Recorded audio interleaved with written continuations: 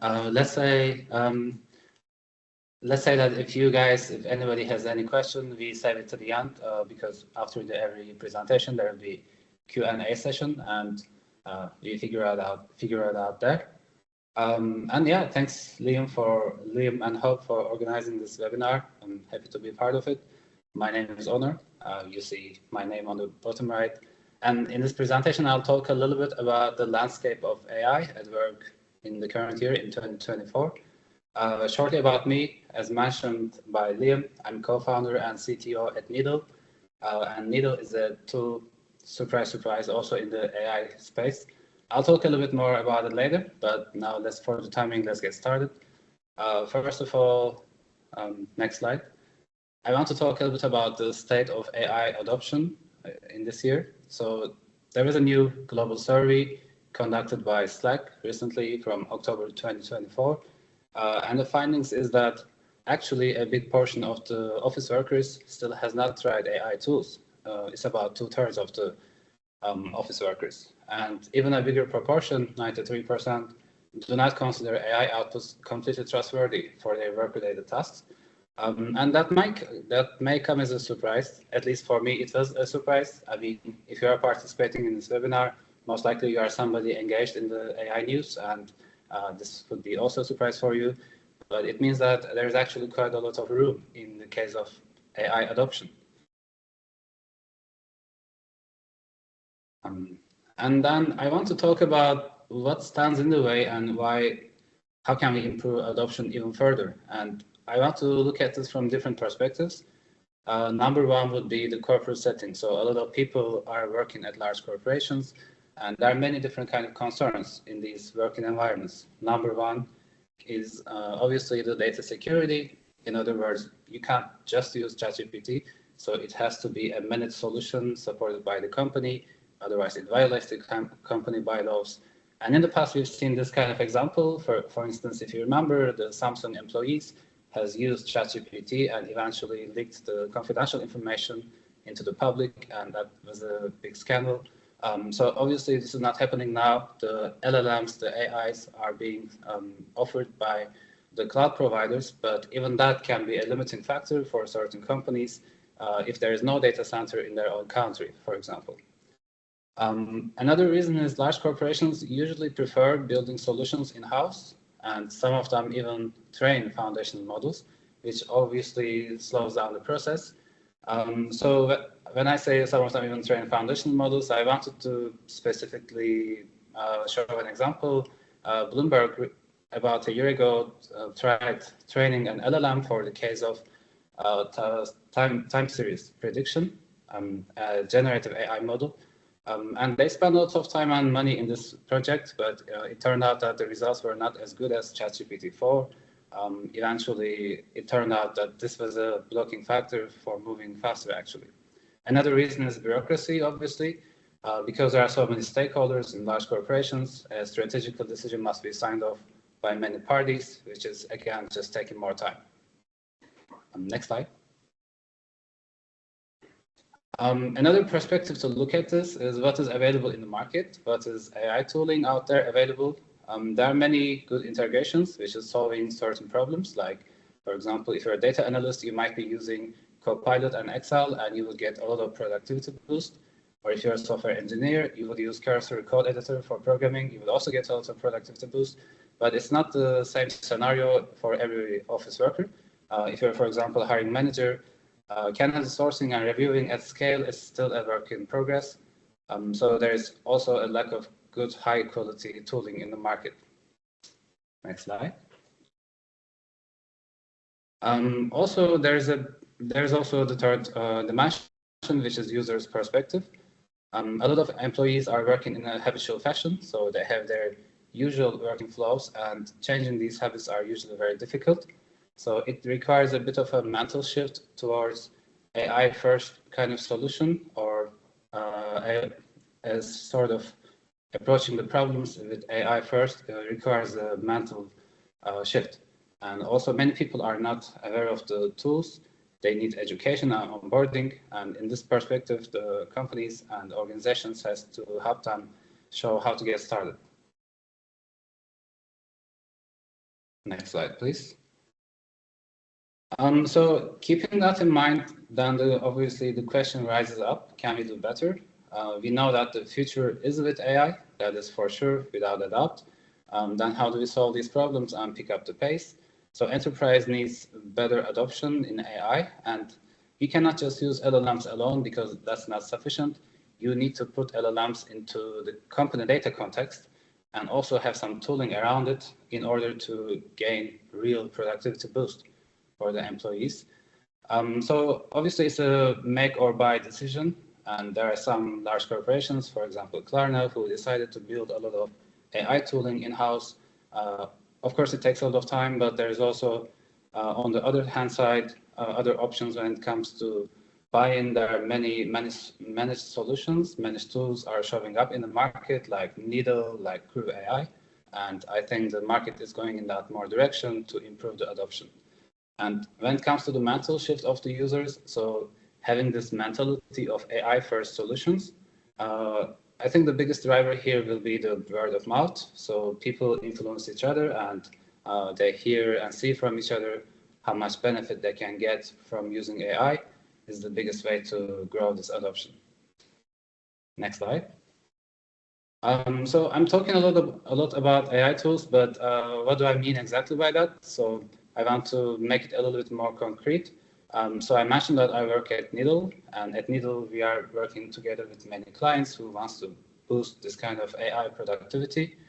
And we see that most frequent request actually is automations built on top of AI and data. And when I say data, I don't mean the public data, it's actually their own private data sets, which AI is not aware in the first place, but this is what they actually need.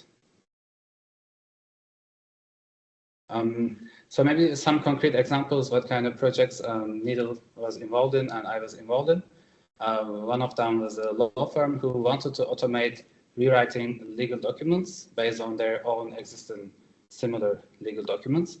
And the purpose is that it's important to keep the language and the wording consistent in these documents. It keeps the clarity of the documents better.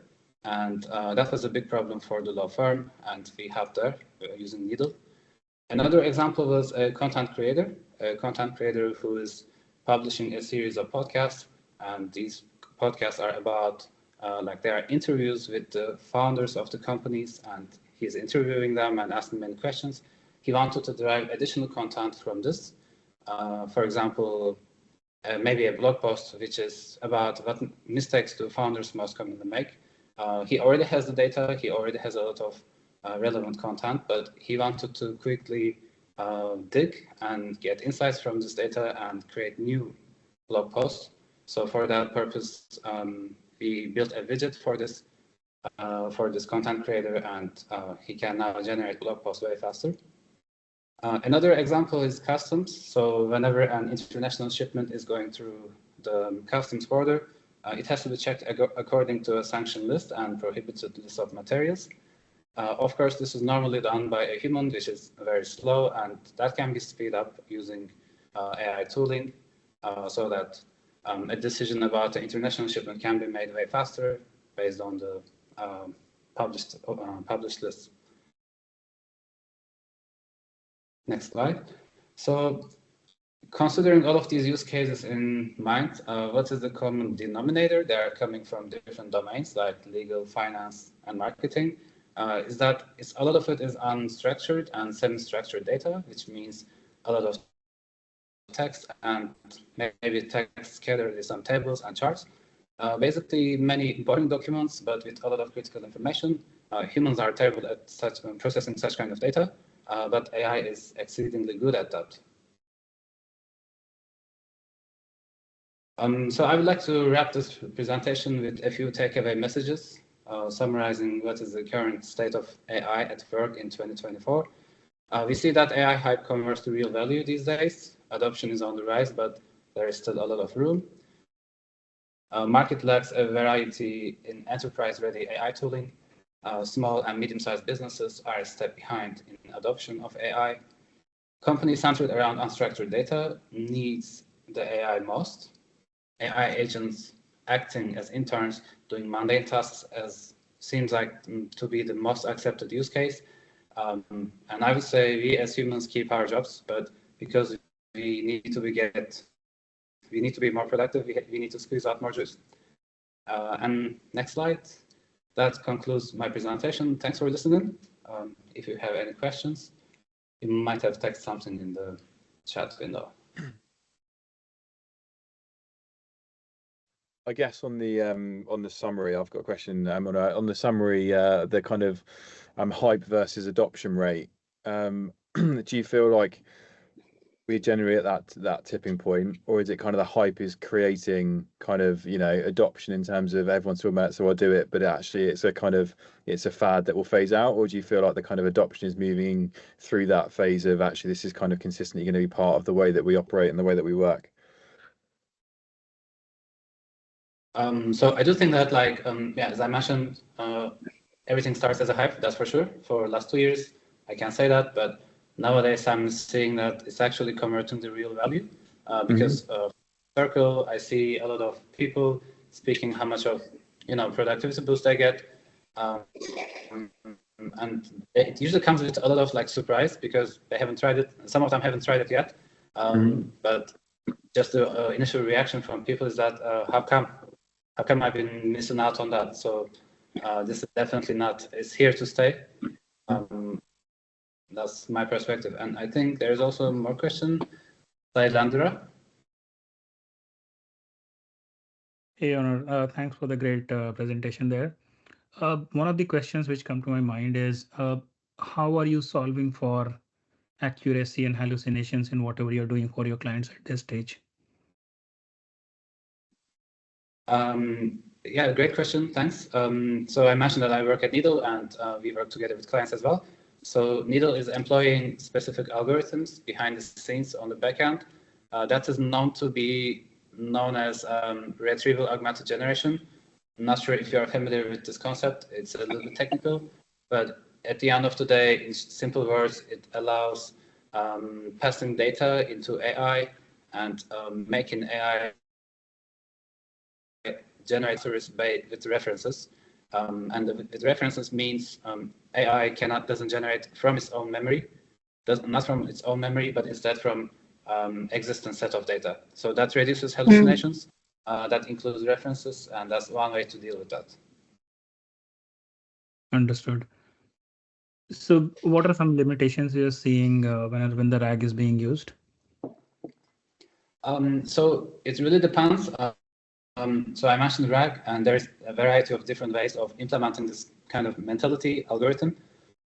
So one very common one of them is vector RAG, or embedding RAG, if you heard about it. But the problem with, for instance, this approach is that it's not very good at relating different entities with each other. So if the different entities are related with each other, but not in the same piece of text, but maybe using an ID, using maybe alias, and so on. In this case, the vector RAG will not work very well because it cannot deduce the associations. So if you have like documents which are cross-referencing each other without going into details about each other, then this kind of algorithm, yeah, the vector RAG, as I mentioned, wouldn't be very optimal. Got it. Thanks, Onur. I will let the other attendees ask the question. Yeah, I think we've got 2 more questions and then we'll move on. I think, Sadaf, I hear you are raising hand for a while. Yeah. Maybe let's take a question. Hi. Yeah, thanks. Great talk. I wanted to ask, what kind of use cases are you seeing for AI agents, particularly in large enterprises versus scale-ups, whoever your clients are? For AI agents, I can think of like sort of well-defined tasks, but without the very itty-bitty details. For example, like lead generation in case of sales can be a good use case for AI agent, for example. But of course, it depends on the domain. In sales, I see that it can be handled very well. But also in other domains, maybe in research, it can be used as a preliminary work before, let's say I'm a scientist, I want to do a research, And first of all, I need to do a lot of sort of literature review, right? What has been published in this domain so far. And I can use an AI agent to quickly summarize what has been out there without myself going through all this kind of indexing different research papers. Thanks. And I think there's one more with their hand up. I can't find them in the list though. Hi, it's me, Joel here, if you can hear me. Yes, we can hear you. Okay, great. A quick question. You mentioned some of the company areas on legal and I guess as well in marketing. Some of the confidentiality of the documentation that they have, I know it's quite sensitive, which may put off certain users or the clients to kind of use, AI. How have you found that, or kind of, any kind of, experiences or learnings that you could share? Yeah, interesting question as well. I think it really depends on the company's appetite to try something new, let's say. Some of them, like if it's for instance, I've talked to some of the banks, they're really like high security when it comes to confidentiality. As I mentioned, they even train their own foundation models because they don't want the data to travel across the network to a different network in the first place. So there it really depends on what is more valuable for the business. So for many other businesses, it's not as much critical. The data security is not as much critical. So it is slightly less important, let's say. It's a kind of a spectrum. And they will be okay using a cloud provided LLM, something like OpenAI or Gemini, for example. But then, yeah, other ones, startups would be even okay, for example, just their employees using ChatGPT, even the public version, to just get some productivity boost. So it really depends on what is most valuable for the business. Thanks.